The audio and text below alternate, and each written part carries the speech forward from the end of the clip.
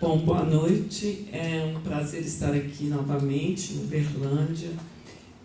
A primeira vez que eu estive foi justamente num curso para gestores culturais e volto provavelmente depois de 5 anos através do convite do Rubem, a quem eu agradeço, e toda a equipe da Balaia do Cerrado. Bom, eu vou falar na perspectiva de uma pesquisadora de economia da cultura.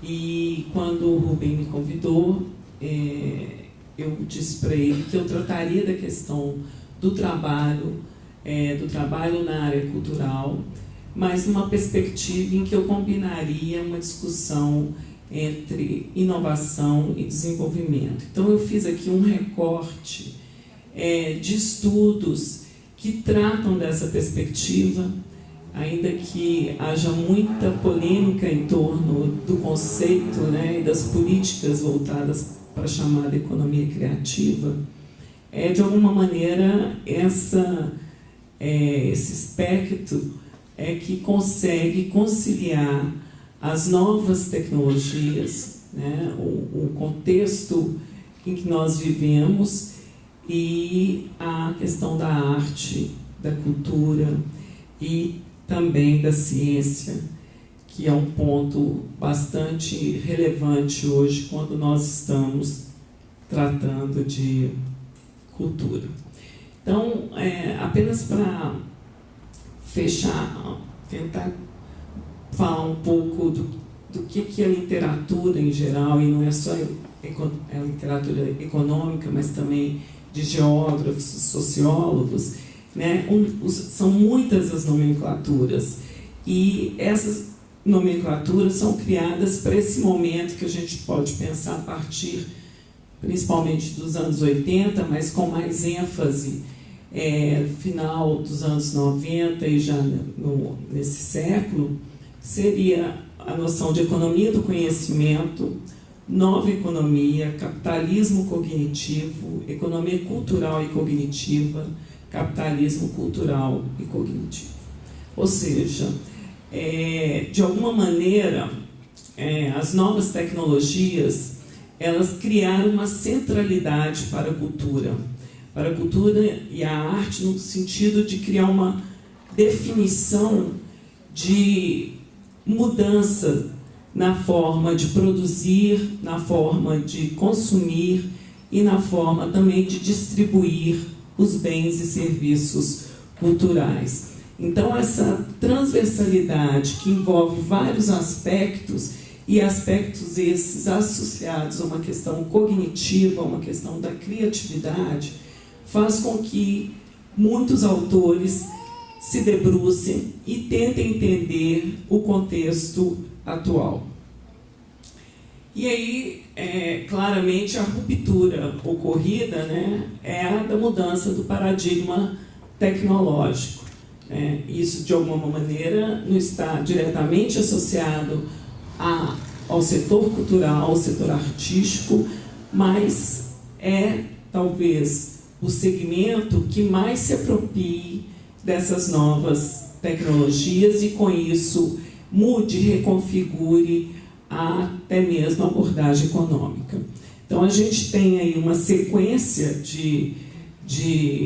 na verdade, novos dispositivos, novos equipamentos que vão estabelecer esse paradigma, que é o chamado paradigma das tecnologias de informação e comunicação.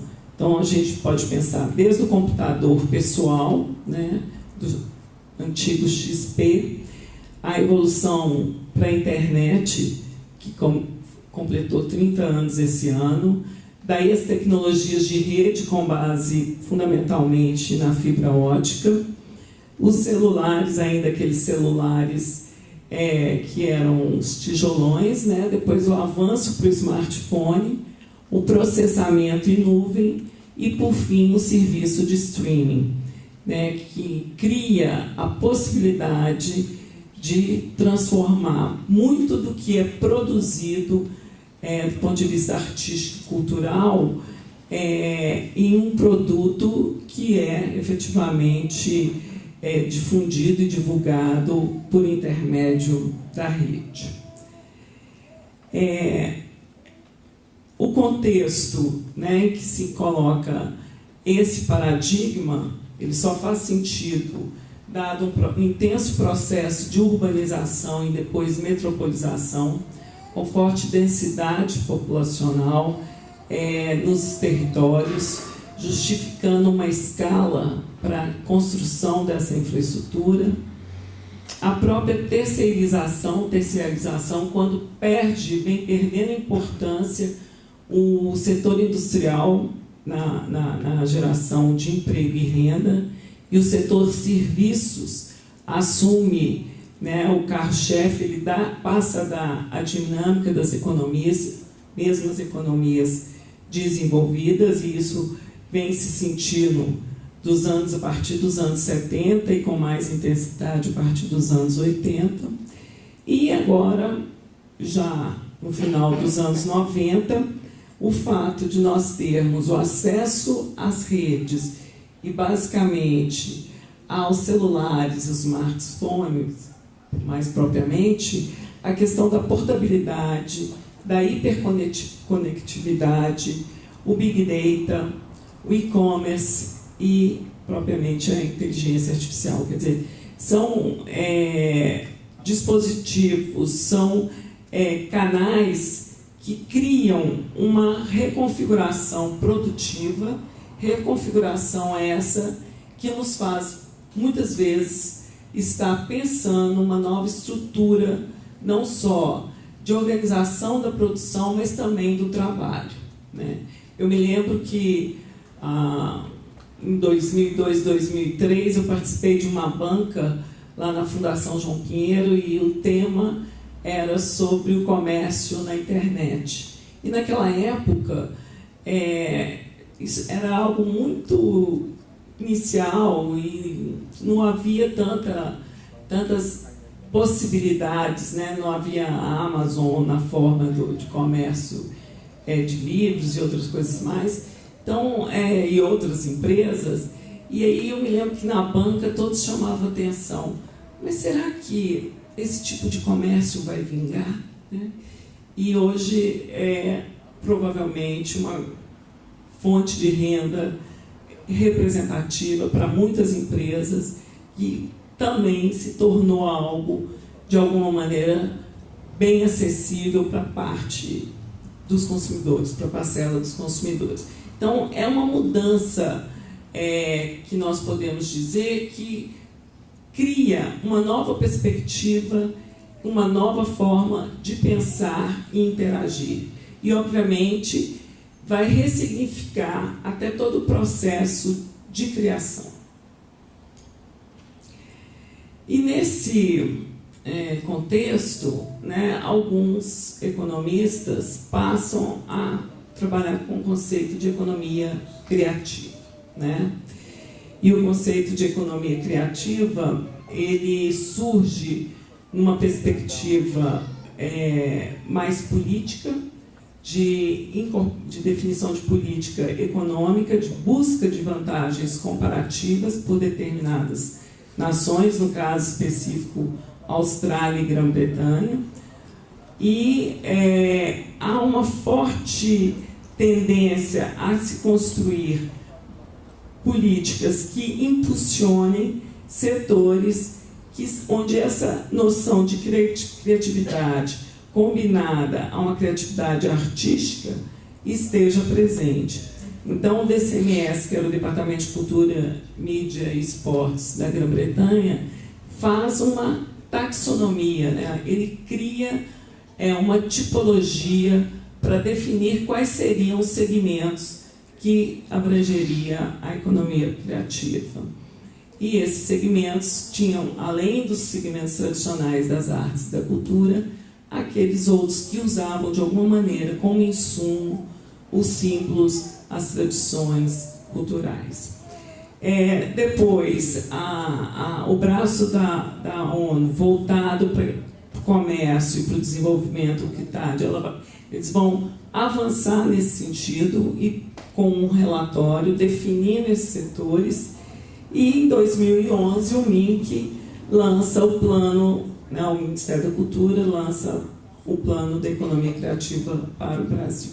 Então a ideia era justamente você trabalhar numa perspectiva funcional esses segmentos para pensar as suas especificidades e as políticas públicas mais adequadas. Eu trouxe aqui, não está visível, que pena, o professor Helder do Alagoas, ele fez um estudo muito interessante em que ele justamente, na perspectiva da economia criativa, e aí quem conseguir ler vai ver que temos ali a palavra mercado, que é uma outra questão que surge, né, no contexto da discussão da economia criativa, é justamente mudar o ambiente de negócios. Ele faz uma relação entre, acho que vou ter que levantar porque eu mostro. Ele faz uma relação entre a digitalização, o grau de digitalização nesse sentido, o grau de inovação tecnológica, e aqui seria o grau de utilização de vários dispositivos em ambientes diversos para gerar um produto final. Então, ele trabalha nessa perspectiva mostrando que o mercado musical, o audiovisual, o mercado, nem eu estou conseguindo ler aqui, coisa horrorosa, o mercado publicitário e editorial estariam à frente nesse processo de utilizar das novas tecnologias e de uma maneira em que você teria a construção por vários dispositivos dos conteúdos por eles gerados. Aqui nós teríamos o mercado das artes visuais, aqui das artes cênicas e ali o mercado das manifestações, dos shows, das performances ao vivo. Menos, vamos dizer assim, com menos emprego das novas técnicas, das novas mídias sociais, nós teríamos aqui o mercado relativo às manifestações culturais, populares, da dança e o mercado de artesanato. Eu estou usando a expressão mercado porque é o que ele utilizou no seu trabalho, tá? Não necessariamente é esse o nome que eu dou para segmentos da economia. E aqui nós teríamos o patrimônio cultural e o chamado mercado de eventos e manifestações folclóricas. Bom, por que eu achei interessante esse gráfico? Porque nos dá a dimensão da diversidade existente, dessa heterogeneidade, que não é só da forma como organiza a produção, da forma como se envolvem os atores, os produtores, os técnicos, mas também como isso faz uso de tecnologia, faz uso dessa possibilidade que tem hoje o agente de produzir, às vezes, seu próprio conteúdo e dispará-lo por meio de plataformas. Então, isso difere até mesmo o ambiente de trabalho e de consumo. Então, na perspectiva da inovação, o que a gente pontua quando a gente está trabalhando no contexto da economia criativa? A primeira ideia é da serendipidade, quer dizer, o que essa palavra nos diz? Nos diz de um inventor, da figura do professor Pardal, da figura daquele que cria. E nessa lógica da invenção, quer dizer, você tem muito mais a inovação conduzindo o regime do que propriamente a reprodução em massa. Então, há uma diferenciação em relação ao contexto anterior, que era justamente o contexto do Fordismo, onde você tinha uma produção em larga escala de produtos padronizados. Nesse caso, a gente tem uma maior diversidade e diferenciação. Uma segunda questão que se coloca é um ambiente de trabalho muito mais flexível, né? Com novas ocupações. Como hoje muito se faz pela rede, né, do ponto de vista principalmente da divulgação, surgem aqueles trabalhadores que não necessariamente são os atores, são os criadores, são os artistas, mas são os trabalhadores que vão gerenciar as mídias sociais, são os trabalhadores que vão construir os textos para as mídias sociais, são os trabalhadores que vão estar na plataforma para o financiamento, ou mesmo para a gestão financeira desses vários grupos coletivos e empreendimentos da área cultural e criativa. Então, e muitas vezes esse trabalho pode ser feito de casa, não necessariamente é um trabalho presencial. Além disso, nós temos a superposição de momentos em que as pessoas são simultaneamente atores e diretores numa facilidade criada pela própria forma de organização da produção. Não que isso não existisse, né? Mas isso tem a se intensificar com as novas tecnologias. E uma questão que chama bastante atenção na literatura é justamente a ideia de não se ter minimizar o papel de grandes corporações, que você tem mais a noção do coletivo, de um trabalho menos hierárquico. O Harvey chega a falar no seu livro que, de alguma maneira, os artistas estavam se antecipando a esse momento que ele denomina pós-fordista, mas que, de alguma maneira, é esse momento em que o mercado de trabalho se torna mais flexível, onde se tem, às vezes, a presença do empreendedor individual, ao invés de se ter do assalariado mesmo, de um autônomo. Tá? E um terceiro aspecto é o aspecto relativo ao que se chama variedade relacionada e fertilização cruzada. Então, como que a atividade artístico-cultural, a atividade criativa, ela tem impacto não só no próprio setor, mas em setores relacionados. Então, isso se mede na economia através dos chamados transbordamentos, né, os spillovers, que é justamente medir, como o Grupo Galpão fala, né, no vídeo aqui apresentado, que desde sua existência ele já teria gerado 100 mil empregos. Então, é pensar justamente a ideia da cadeia e como ela não fica apenas retida em termos de geração de renda e de emprego no segmento, mas tem transbordamento, tem desdobramentos para outros. E, além disso, a fertilização cruzada já é pensando no conceito de mentorias, no conceito de curadoria, que se faz muitas vezes no caso de festivais, em que você tem contatos, você faz residências, e isso permite uma mudança de linguagem, mudança de conteúdo, pela experiência criada dentro de um próprio segmento. Há vários estudos mostrando como que isso ocorre, como que isso se dá quando nós estamos falando de cultura e criatividade. Bom, e ainda pensando na relação do novo paradigma com a atividade cultural e artística, vocês notaram que eu já renomeei, porque eu mesma tenho alguma dificuldade ainda em absorver o conceito de economia criativa, embora esse seja o conceito mais empregado quando nós estamos falando da relação da cultura com a inovação.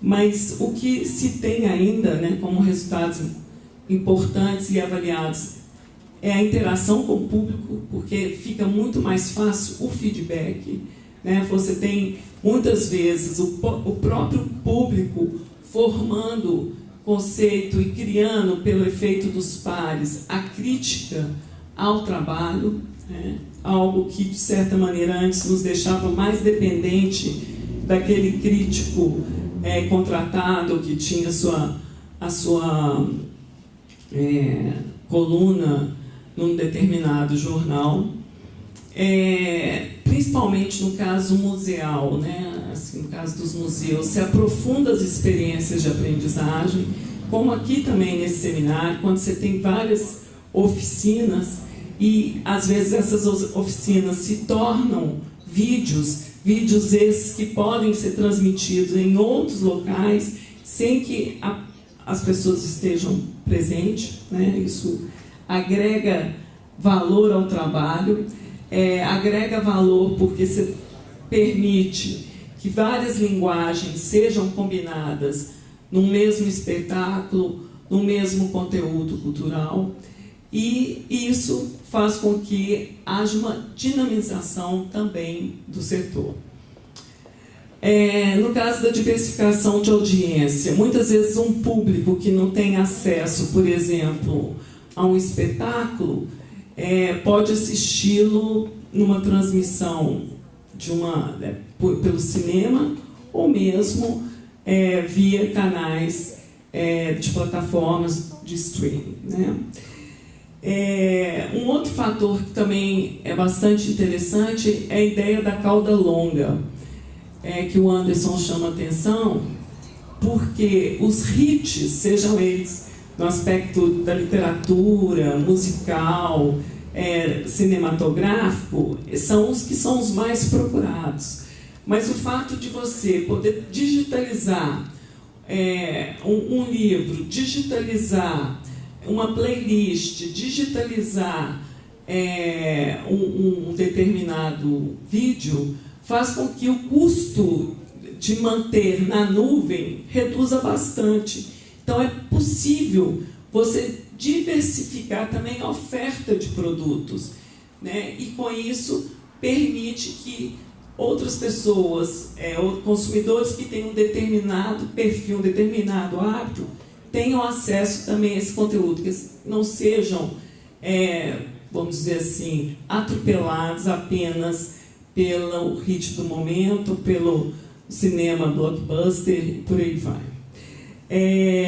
Novos modelos de negócio. Eu tenho participado de alguns festivais de teatro, e esse é o exemplo que normalmente eu dou, mas é justamente a ideia das apresentações para curadores, né? Como se faz na academia, se apresenta um pitch, ou então as startups apresentam uma proposta de um produto inovador, também diretores, produtores apresentam qual que é a proposta daquela peça, para ver se aquela peça tem afinidade ou não com o perfil, com a identidade de determinados festivais. Então, um exemplo que é emblemático é o das Ilhas Canárias, onde acontece um mapa que envolve produtores culturais, diretores, grupos de teatro de todo o Atlântico Sul, e ele é feito justamente essa rodada de negócios, e que, de certa maneira, muda o perfil, a configuração do que até então existia, né?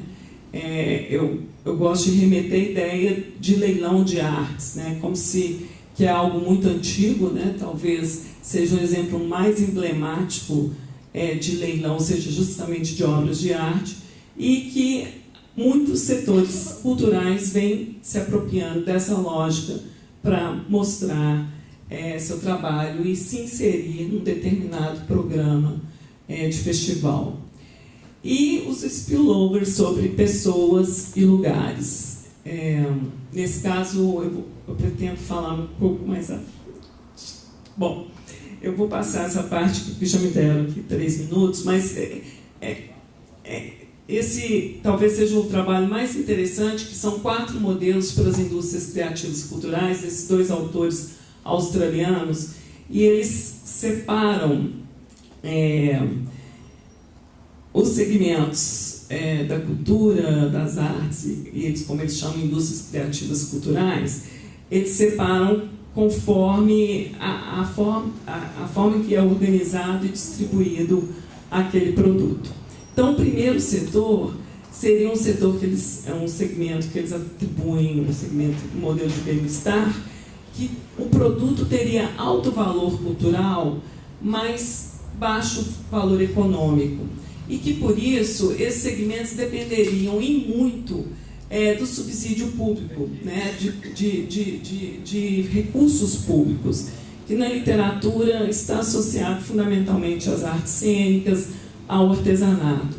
E que, por ser meritório, né, por ser importante do ponto de vista da identidade de um grupo, da identidade de uma comunidade, e mesmo histórica, faz sentido que haja essa transferência de recursos. Um segundo seria o da concorrência, para o qual eles sugerem uma política industrial como outra qualquer, que se faz em termos da competição, porque esse é um grupo estruturado na forma de uma indústria, que é o caso da indústria cinematográfica, é o caso da indústria fonográfica. Um terceiro grupo é aquele que tem uma transversalidade e que permite com que outros setores, não somente ele, agreguem valor. E aí, no caso, eles chamam atenção principalmente para o design e para a publicidade. E justificam políticas de investimento. E, por fim, um grupo que eles consideram que é o sistema de inovação hoje existente. Obviamente, aqui, pensar no Brasil é algo um pouco distante ainda da nossa realidade. Mas para países onde a inovação tecnológica se dá em maior intensidade, há maior apropriação de pesquisa e desenvolvimento e geração de novas técnicas e produtos, é pertinente pensar que, possivelmente, inteligência artificial, realidade aumentada, se incorpore como um acréscimo, como um próprio processo de inovação combinado aos setores, por exemplo, de programação, aplicativos, que estão mais associados a uma questão tecnológica do que propriamente cultural. Eu tenho quantos minutos? Eu tenho que fazer uma opção. Acabou? Não. Bom, eu não cheguei nem na metade da minha apresentação. Mas tem mais 5 então, cara. Tem mais 5. Eu vou pular aqui, eu vou só mostrar esse gráfico, porque eu acho interessante quando a gente está tratando de economia criativa e pensando nos setores que a compõem e dizendo da importância da inovação. Nós fizemos um estudo usando os dados do Escritório de Registro de Patentes e Marcas dos Estados Unidos, o USPTO, né? E aí, esse gráfico aqui é o seguinte: como serviço normalmente não gera patente, porque não é um serviço, não é um bem tangível, nós trabalhamos com as marcas. E isso aqui é um Big Data, tá? Nós fizemos uma mineração desses dados, e o que a gente tem é que o crescimento dos setores que não estão associados aos setores criativos, e o que agrega em relação ao tradicional da cultura e das artes é justamente incluir software. O que nós temos aqui, um crescimento entre 1920 e 2010, para os outros setores que não estão dentro do guarda-chuva da economia criativa, de 8,4%. Os setores da economia criativa crescem até 80% a 9%. A partir dos anos 80, a taxa de crescimento é o dobro, é de 18%. Isso, aí vocês podem estar me perguntando, mas que taxa é essa que está se referindo? Isso é uma medida que tem sido utilizada na economia da inovação, que é justamente para captar a capacidade inovativa de um determinado segmento, ou seja, usando as marcas que são registradas. E o que a gente observa é que a taxa de crescimento dessa economia, e aí não são só marcas dos Estados Unidos, tá? São marcas registradas nos Estados Unidos, então envolve também de outros países. Elas vêm crescendo muito, mostrando o caráter de inovação que está associado a essas atividades. Obviamente, os setores mais tradicionais, que nós vamos falar de um conteúdo mais artístico, eles têm um crescimento menor, mas mesmo o artesanato é superior o crescimento quando comparado com os demais setores. Então, isso nos indica assim, essa forte correlação. E num novo contexto, que é esse da flexibilidade das relações de trabalho, da capacidade do sujeito criar, às vezes no seu próprio domicílio, conteúdos e divulgá-los em plataformas, né, por streaming, por exemplo.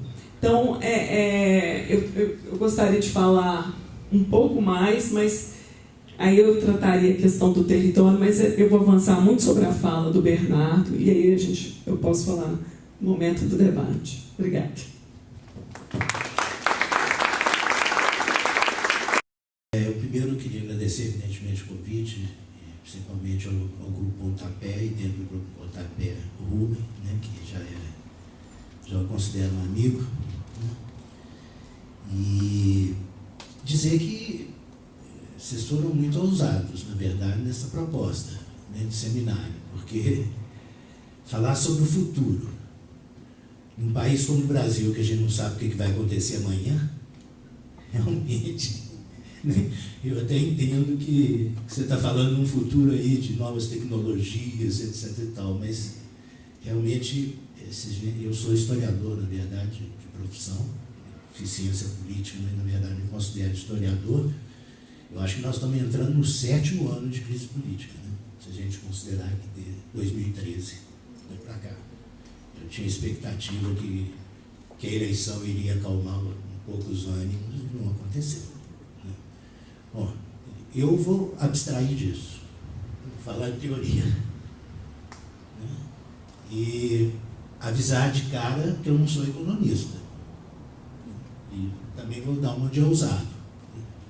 Na verdade, a minha pesquisa situou-se numa área que é internacionalmente conhecida como estudos culturais, que já nasceu multidisciplinar na Inglaterra, né, no meados da década de 60, e continua multidisciplinar. E por uma questão muito simples, por conta da complexidade do objeto, que é cultura.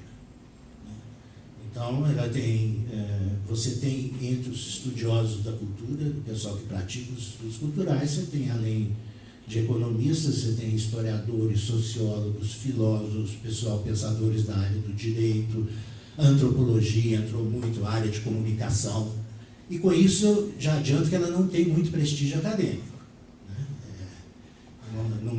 Numa situação, embora tenha algumas universidades que tenham seus departamentos de estudos culturais, porque vocês sabem que essa organização departamental da universidade tem uma certa dificuldade com a multidisciplinariedade, com certa razão, né? Então, mas aqui no Brasil, por exemplo, eu acho que uma pessoa que se enquadra muito bem na área de estudos culturais é Marilena Chauí, né? Embora ela mesma não se reconheça, né?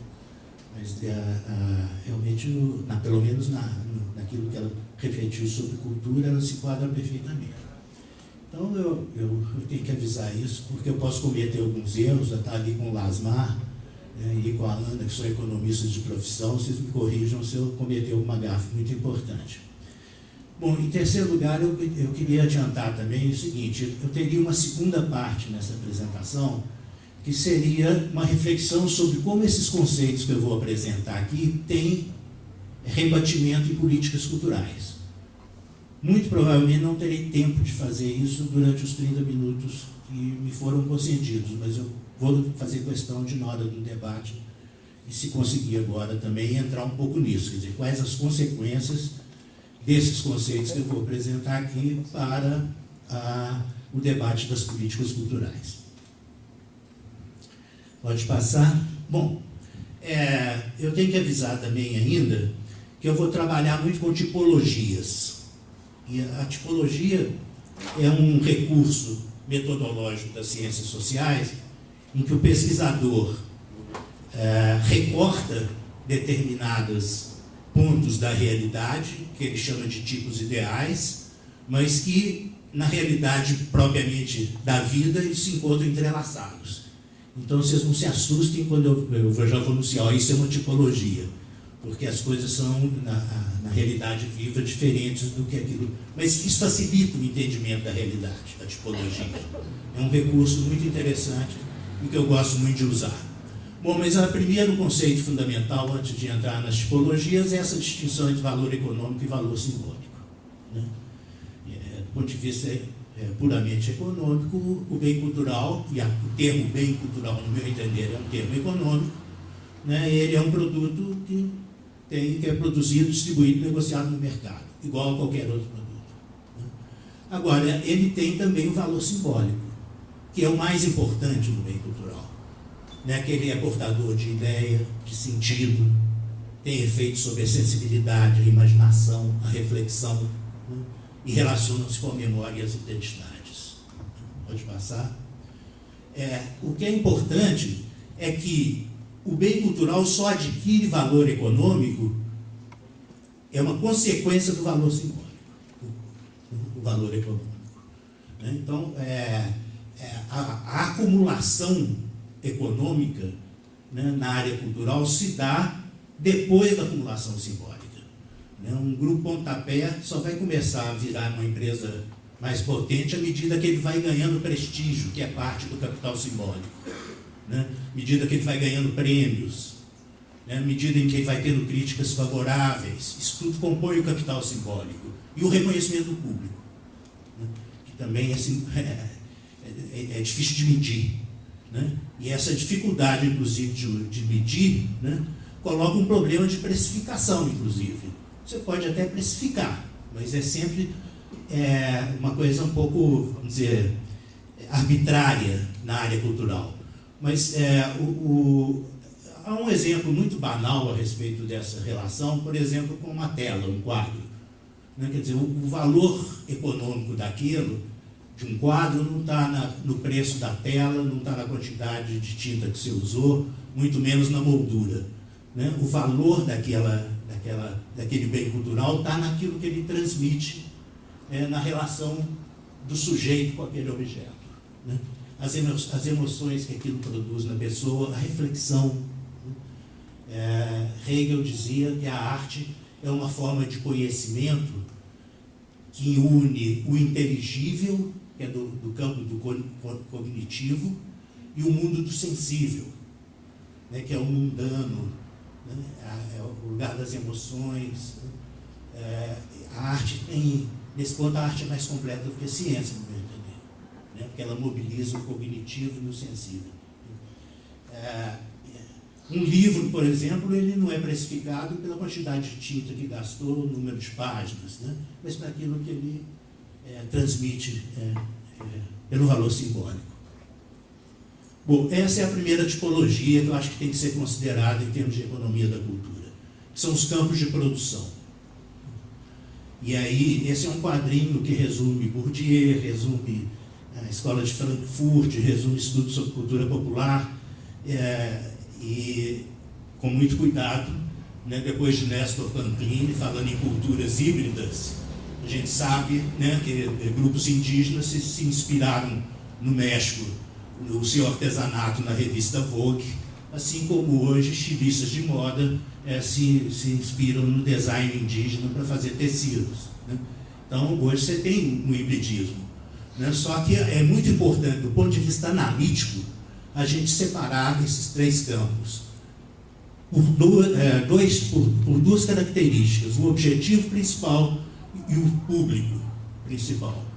Né? A indústria cultural, o objetivo básico é o lucro, e para isso ela visa o grande público. O campo erudito, o objetivo principal é a distinção social, tanto do produtor quanto do consumidor, e o público principal são os próprios pares.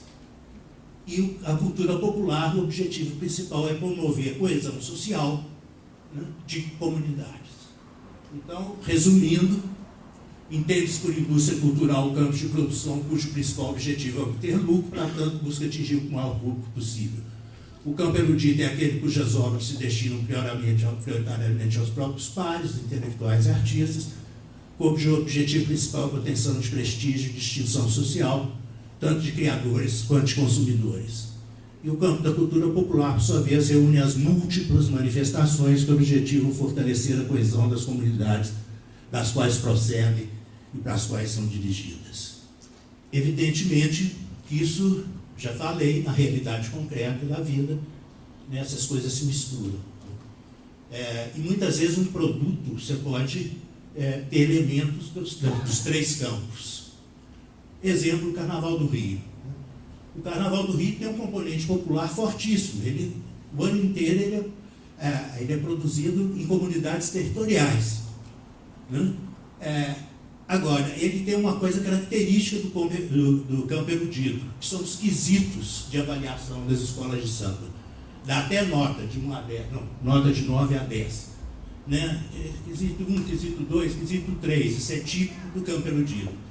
E tudo é vendido ali, inclusive o enredo, ou seja, que é uma característica da indústria cultural. Né? Então você vê que na vida real, uma manifestação, ela tem características dos três campos. Evidentemente que isso envolve opções e escolhas de política cultural, né, gente? Isso, o tempo todo eu estou pensando em política cultural. Pode passar. Bom, aí uma outra característica do bem cultural, que essa é indiscutível, que é a sua singularidade. Cada bem cultural é único. Isso gera uma série de consequências. Inclusive, você pode ter a era do gelo 1, 2, 3, 4, 5, mas cada um é um. Tem uma produção, tem um designer, tem, né, um financiamento, etc. E tal, né? Isso, inclusive, tem consequências econômicas fortíssimas, porque é uma atividade de alto risco. Inclusive, isso explica, né, por exemplo, como que há uma certa tendência à monopolização na indústria cultural. Porque você tem que investir em vários filmes ao mesmo tempo, porque você não sabe qual que vai sucesso. Muitas vezes um dá o dinheiro para pagar os outros 4. Entendeu? Então, se você vê a história da indústria cinematográfica norte-americana, é um pouco isso. Né? Bom, mas o fato é que uma coisa fundamental nessa história aqui de emprego e na área de cultura, né? Bom, isso também vale não só para a arte como patrimônio cultural, essa singularidade. Não existe duas Uberlândia, só existe uma. Não existe 2 Vales do São Francisco, não existe 2 Ouro Preto. Né? Então, cada bem do patrimônio também é único. Né? E o que é fundamental aqui? A presença humana. Né? As criações, né, elas emanam da personalidade do autor, ou dos autores. Considerando, por exemplo, que todos os atores de um grupo de teatro são autores. Né? Toda obra, toda criação, ela emana da personalidade do criador. Né? E, na verdade, um artista chega ao seu ápice produtivo, inclusive ao reconhecimento público, quando ele adquire linguagem própria. Nenhum outro tem aquela linguagem. Aliás, nenhum grupo de teatro é igual ao pontapé.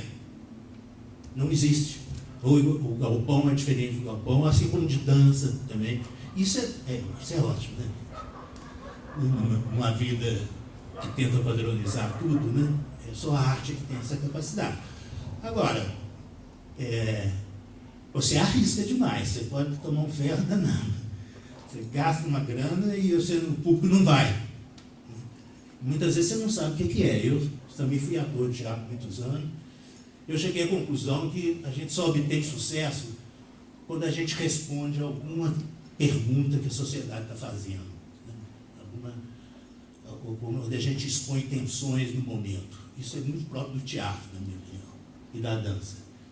Nele é muito conjuntural, né? Quando você fala de alguma coisa que não está importando, aí ninguém vai ver seu espetáculo. Isso é uma hipótese pessoal, né? Tem artista que fala além do seu tempo, mas esses são raros. Eu acho, por exemplo, que Kafka previu o totalitarismo num livro feito O Processo e o Castelo. Ele antecipou o totalitarismo. Van Gogh não vendeu porque aquela pintura dele, os impressionistas em geral, expressam o subjetivo, o sujeito. É isso que é o impressionismo. Quando estava se pensando, Freud estava pesquisando o inconsciente, né? Aquela pintura expressa um pouco a tensão interior. Aquilo as pessoas não entenderam naquele momento, mas o que Van Gogh estava mostrando, né? O mundo interior. Hoje virou essa coisa, que um leilão de uma obra de Van Gogh, né? Milhões. Bom, aqui uma coisa simples, mas que tem que considerar, são produtos de substituição, né? Então, por exemplo, você pode ter, no caso da música, o show ao vivo, você pode ter o CD, né? Pode ter o streaming, etc. e tal. Agora, é importante dizer que cada um desses produtos tem modalidades, tem seus próprios meios de produção, distribuição e comercialização. Pode passar. Bom, esse conceito para mim é fundamental também e já é aceito. E é uma consequência da ideia de singularidade do bem cultural. Ou seja, a cultura é intensiva, a produção artística, no caso específico, é intensiva em trabalho.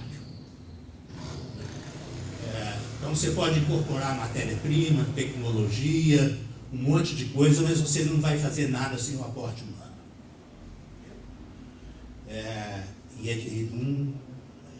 Bom, talvez a gente... Será que vai ter um espetáculo teatral de robôs? Pode ser, né? Pode ser que a gente chegue lá, né? Mas por enquanto nós ainda necessitamos do corpo do ator, diariamente. Só uma coisa anterior aqui, pode voltar lá. Eu só queria comentar, falta 10 minutos, eu vou cumprir o tempo. Como se dá a inspiração. E aí eu estou aplicando um pouco de estudos de psicologia, que também entra na área de estudos culturais.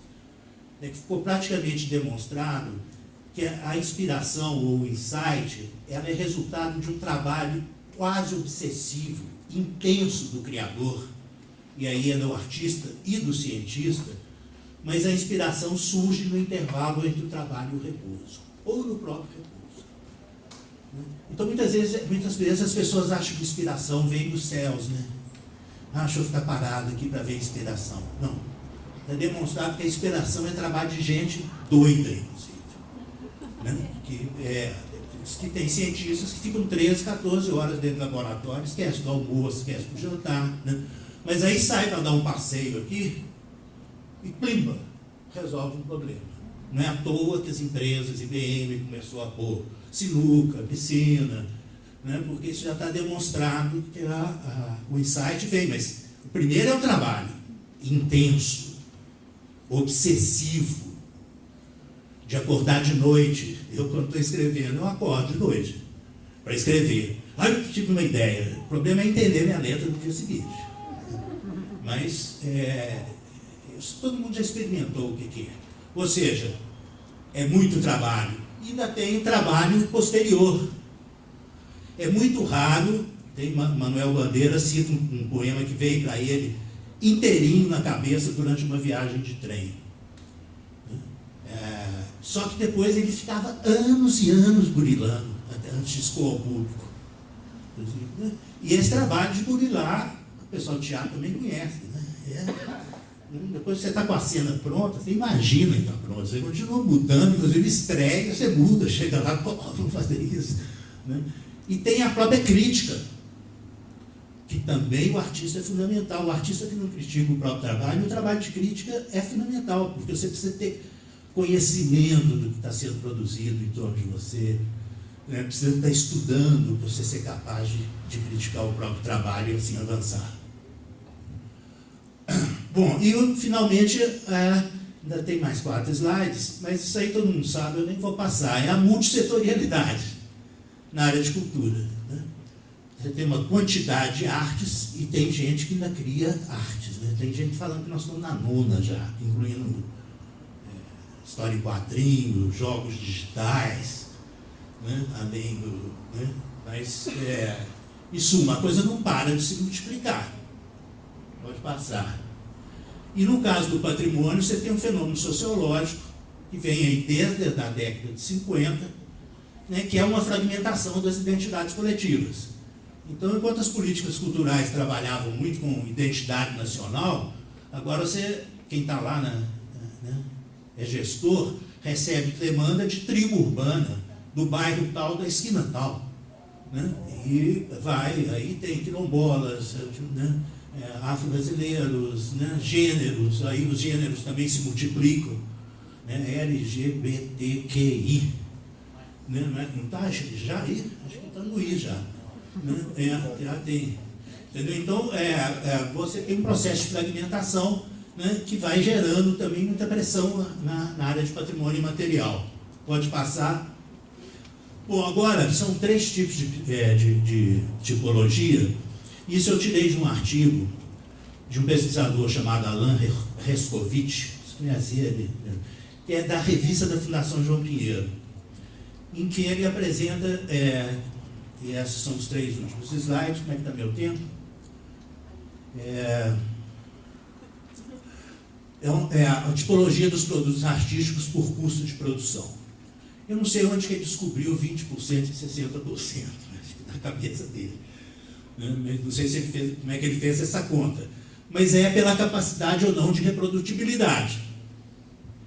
Né? Então, ele tem os produtos que têm baixa capacidade de reprodução, por exemplo, pinturas originais, artes cênicas, né, onde o trabalho artístico representa 60% do custo da obra. E aqueles que necessitam do trabalho artístico para a fabricação da matriz, né, cerca de 20% do custo, e cuja reprodutibilidade é ilimitada. Livros, discos, filmes, etc. Isso é muito importante, quer dizer, isso, no meu entender, justifica o fato do ingresso de teatro ser mais alto do que o do cinema, por exemplo. Então, me parece uma tendência do mercado. Né? Quanto mais dificuldade de reprodução, né? O corpo do ator tem que estar ali todo dia, o corpo do ator do cinema está na matriz e pronto, vai roda o mundo inteiro. Né? Então, isso me parece importante também em termos de política cultural. Onde que você vai pôr prioridade? Passa. Ele classifica as empresas culturais também em dois tipos, inovadoras e comerciais. As inovadoras utilizam capital simbólico significativo, que só irá gerar capital econômico no longo prazo, quando a demanda aumenta. E as comerciais, que utilizam pouco capital simbólico e tentam gerar a curto prazo um capital econômico, ou seja, adapta-se a uma demanda existente. Então, por exemplo, vamos fazer uma dupla sertaneja, né, nós dois. Eu adoro o sertanejo, embora não é todo sertanejo. É um sertanejo de raiz. Mas assim, uma dupla é um modelo, né, que já tem uma demanda, você sabe, para fazer sucesso. Então está naquele segundo tipo ali, né? Você já está apropriando já de um capital simbólico que foi formado, para você gerar capital econômico mais rapidamente. Né? E ali, finalmente, a tipologia dos artistas frente ao mercado, em que ele faz essa divisão entre consagrados, vanguarda consagrada e vanguarda. Né? Também dentro dessa utilização maior ou menor de capital simbólico. E aqui, de novo, eu lembro que eu estou falando de tipologias. Ou seja, eu posso começar como vanguarda, passar a vanguarda consagrado, o mesmo artista, e chegar à consagração. Né? Em que aí você alto valor no mercado, né? Alta popularidade, e aí você ganha grana. Né? Então, isso aí é móvel, é flexível. Né?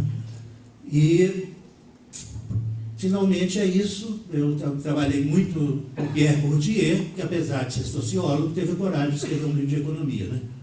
Então, eu uso aí para me justificar, né, que é a economia das trocas simbólicas. Esse é o trabalho do Rescovitch, está num livro numa revista da Fundação. E eu citei um livro, um artigo meu aí, só para não deixar de aparecer. Obrigado.